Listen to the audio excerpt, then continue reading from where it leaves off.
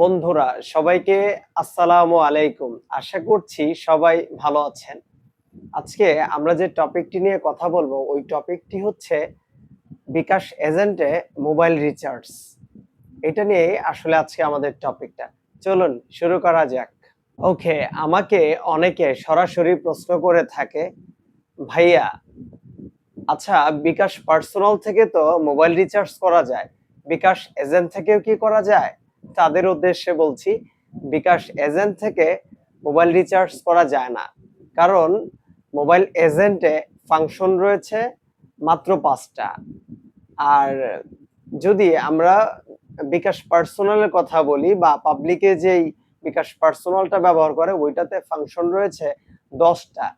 ৩ নাম্বারেই মোটামুটি mobile recharge অপশনটা রয়েছে বিকাশ পার্সোনালে।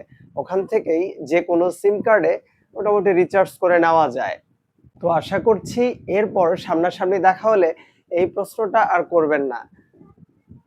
তাহলে আমাদের ভিডিওটি যদি আপনাদের ভালো লাগে তাহলে আমাদের চ্যানেলটিকে লাইক করবেন, কমেন্ট করবেন আর শেয়ার করে দিবেন আপনাদের বন্ধু-বান্ধবের মাঝে আর পরিচিতদের মাঝখানে। আর আমাদের ভিডিওটি দেখে যদি একটু উপকারী মনে হয় তাহলে চ্যানেলটিকে সাবস্ক্রাইব তো মাস্ট।